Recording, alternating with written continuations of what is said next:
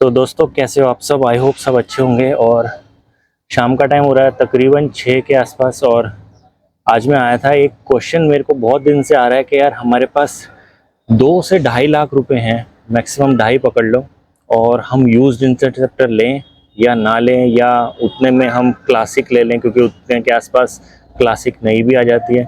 तो इसमें मोस्टली जो लोग थे वो लोग थे जिन्हें 2.5 लाख रुपए में इंटरसेप्टर लेनी है यूज्ड। तो मैं कमेंट्स के थ्रू जा रहा था, तो मैं यही पढ़ रहा था, तो 2-3 को मैंने रिप्लाई करा भी था कि यार अगर देखो आपको अच्छी डील मिलती है, बाइक की कंडीशन अच्छी है और कुछ चेक्स होते हैं वो आप कर सकते हैं, तो you can definitely go with the bike.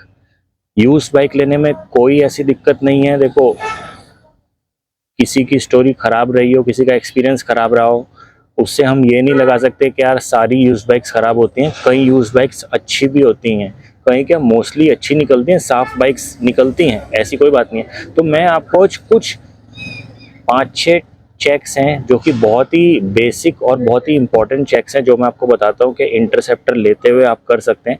उससे कम से कम आपको ये श्योर हो जाएगा कि हाँ गाड़ी ठीक है। बाकी देखो, मशीनरी है, कभी भी कुछ भी हो सकता है, कुछ एकदम फिक्स नहीं कहा जा सकता, मगर कुछ चेक्स ऐसे होते हैं जो कि करके कम से कम आपको ये तसल्ली तो हो जाएगी, हाँ भाई कि देखो मैंने ये चेक्स कर लिए, गाड़ी अब सही है। तो आज अगर मैं यहाँ पे आऊँ कि भाई मेरे को ये वाली इंटरसेप्टर लेनी है, तो मैं इस इंटरसेप्टर में क्या क्या चेक्स करूँगा मैं ये आपको दिखाता हूँ अभी। तो शुरू करता हूँ मैं इसके टायर से। तो अब अगर आपको इसका टायर दिख रहा हो तो इसके टायर में मेरे ख्याल से 20% के आसपास भी इसमें सामान नहीं है, रबर 20% भी नहीं है। तो टायर तो ये गया है, ठीक है। तो सबसे पहली चीज़ तो आप टायर चेक कर सकते हैं, फ्रंट और रियर बोथ। रियर ज़्यादा घिसता है फ्रंट से, तो रियर से शुरू करें।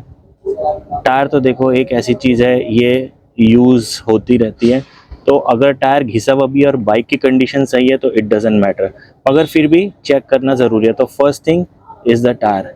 दूसरी चीज़ आपको चेक करनी है ये देखिए, एग्जॉस्ट के अंदर इसमें रस्ट नहीं है, तो ये अच्छी बात है। काफ़ी सारे एग्जॉस्ट में आपको रस्ट मिलेगा, तो वो रस्ट अगर होता है तो वो क्लीन भी हो जाता है, ऐसा उससे कोई प्रॉब्लम नहीं थी, मगर देखना हमारी जिम्मेदारी है, ठीक है। तो 2 चीज़ हो गई हमारी। तीसरी चीज़ जो आप देखेंगे वो देखेंगे brake pads, rear and front both. Brake pad की आपको यहाँ से कंडीशन दिख जाएगी। उसके बाद आपको मेन चीज़ क्या देखनी है मैं आपको बताता हूँ।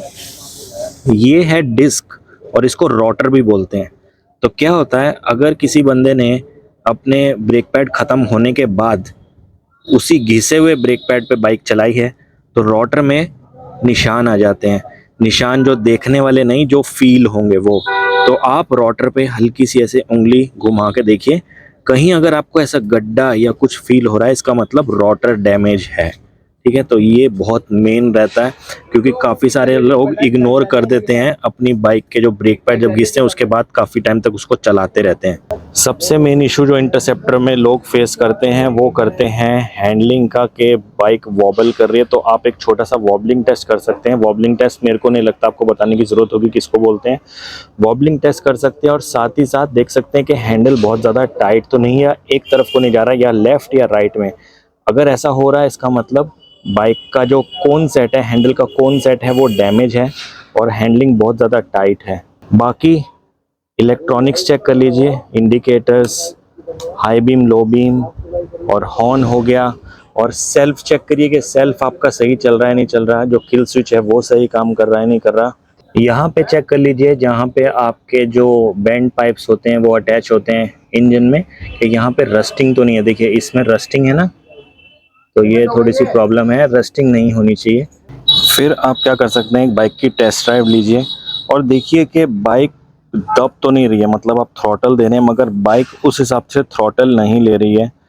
मतलब उस केस में क्या हो सकता है, उस केस में आपकी जो बाइक की क्लच प्लेट्स हैं वो वॉर्न आउट हो चुकी हैं। इसका मतलब है इंजन आपका पूरा जोर लगा रहा है मगर बाइक नहीं भाग रही, थ्रॉटल आप दे रहे हैं मगर बाइक रिस्पॉन्स नहीं कर रही, इसका मतलब क्लच प्लेट्स जो हैं वो वॉर्न आउट है।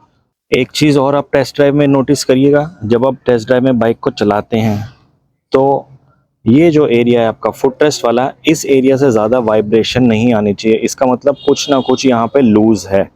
काफ़ी बार क्या होता है, चीज़ें लूज़ होती हैं, जैसे बाइक ऑफ रोडिंग में कोई चला के लाया या कहीं पे चला के लाया या रफ़ पैचेस में बाइक चली है बहुत ज़्यादा, तो काफ़ी सारी चीज़ें बाइक के जो नट्स वगैरह हैं वो लूज़ हो जाते हैं। मेक श्योर वो वाइब्रेशंस ना हो।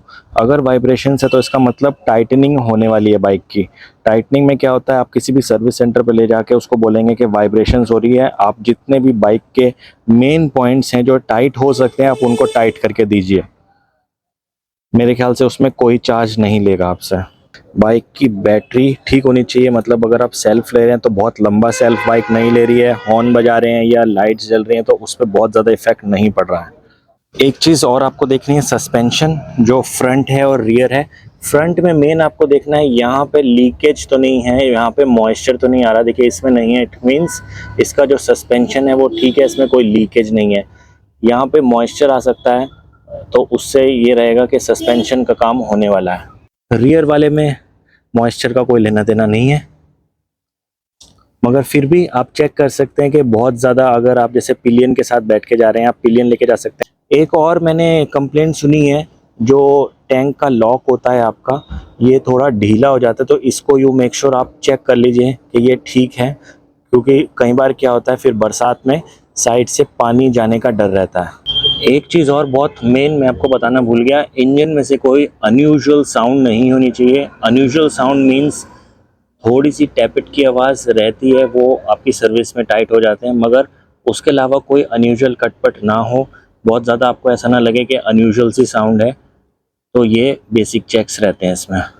जो आपका रियर ब्रेक होता है मास्टर सिलेंडर, इसमें जो ब्रेक ऑयल होता है ऊपर, ये जो आपको वाइट कलर की डिब्बी दिख रही है, बॉक्स दिख रहा है छोटा सा, मेक श्योर इसका लेवल आप चेक कर लीजिए, ये मिनिमम से नीचे ना हो, क्योंकि इसको बहुत सारे लोग इग्नोर कर देते हैं। इसका भी टॉपअप बहुत ज़रूरी रहता है। इंजन ऑयल का लेवल चेक कर लीजिए। इंजन ऑयल का लेवल आपको बता देता हूँ कहाँ से चेक होता है। ये यहाँ पे जो आपको ये राउंड सा दिख रहा है ग्लास, यहाँ से चेक होता है। अगर आपको दिक्कत आ रही है चेक करने में तो आप सर्विस सेंटर पर ले जाइए, वो आपको चेक करके बता देंगे। तो भाइयों ये छोटे छोटे चेक्स हैं जो मैंने आपको बताया, तो ये आप करके कम से कम आपको इतनी संतुष्टि हो जाएगी कि हाँ मैंने सही चीज़ ली है। बाकी देखिए इंजन है, मशीनरी है, कभी भी कुछ भी हो सकता है, कभी भी कुछ भी गारंटी नहीं होता। अब ऐसा नहीं है कि जैसे आपने आज बाइक ली तो अगले 2 महीने तक कुछ नहीं होने चाहिए, डिपेंड करता है आप उसको आगे कैसे चलाते हैं, आप उसको आगे कैसे रखते हैं। अब इसमें से कुछ चीज़ें ऐसी हैं कि जो अगर आपको लग रहा है कि ख़राब हैं या रिप्लेस होने वाली है, तब भी आप बाइक कंसीडर कर सकते हैं। उनमें से हैं ब्रेक पैड्स, अगर ब्रेक पैड चेक कर अगर ख़त्म है तो आप मेक श्योर जो रोटर है वो साफ़ है, रोटर पे निशान नहीं होना चाहिए, क्योंकि ब्रेक पैड्स चेंज हो जाते हैं, उसमें कोई प्रॉब्लम नहीं है। टायर अगर घिसा हुआ है वो चेंज हो जाएगा, कोई प्रॉब्लम नहीं है। जो आपको मैंने रियर ब्रेक का ऑयल बताया वो टॉपअप हो जाएगा, वो कोई प्रॉब्लम नहीं है। बाकी तो देखो जितनी भी चीज़ें मैंने आपको बताई हैं ये रिप्लेस हो जाती हैं, चेंज हो जाती हैं, आप चेंज करा सकते हैं वही। मगर इसमें आपका एक फ़ायदा होगा, आप जिससे बाइक ले रहे हैं तो आपको डील ब्रेक करने में आसानी रहेगी। आप इन चीज़ों को बता के प्राइस बाइक का कम करा सकते हैं। फॉर एग्जांपल कोई 2.5 लाख मांग रहा है और उसमें टायर का खर्चा है, ब्रेक पैड का खर्चा है, कोन सेट का खर्चा है, तो आराम से आप उससे 10,000 से 12,000 रुपये तोड़ सकते हैं। तो इससे क्या होता है आपका बेनिफिट होगा। चीज़ें तो देखो, अगर इंजन, मेरा कहना यह है कि अगर इंजन बाइक का दमदार है, इंजन बाइक का सही है, इंजन में कोई साउंड नहीं है, कोई ऐसी प्रॉब्लम नहीं है, बाइक डिसेंट बंदे ने चलाई है, किलोमीटर सही है, बाइक की हिस्ट्री चेक कर लीजिए सर्विस सेंटर में, बाइक कितनी चली है, बाइक में कोई मेजर काम तो नहीं हुआ इंजन का, अगर ये सारी चीज़ें सही हैं तो जो छोटी मोटी चीज़ें होती हैं जैसे ब्रेक पैड हो गए, टायर हो गए, कोन सेट हो गया, ये सारी चीज़ें आप इग्नोर भी कर सकते हैं, ये चेंज हो जाती हैं। इसमें यही है, आप जिस पार्टी से ले रहे हैं उससे आप पैसे कम करा लीजिए तो आपका बेनिफिट उसमें वहाँ पे हो जाएगा। बाकी तो इतने ज़्यादा कोई हार्ड एंड फास्ट रूल है नहीं।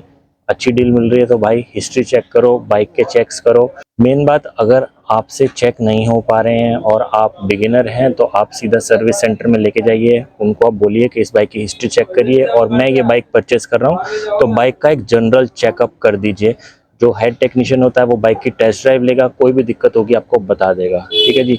तो आई होप काफ़ी सारे लोगों के क्वेश्चंस का आंसर उनको मिल गया होगा। अगर फिर भी कोई क्वेश्चन है तो इंस्टाग्राम खुला है, कमेंट सेक्शन खुला है, shoot your questions, I am ready to answer all of them. तो भाइयों फिर से मिलता हूँ किसी नए वीडियो में। वीडियो को लाइक कर देना, शेयर कर देना और सब्सक्राइब करना बिल्कुल मत भूलना। You guys take care, have a nice day and bye bye.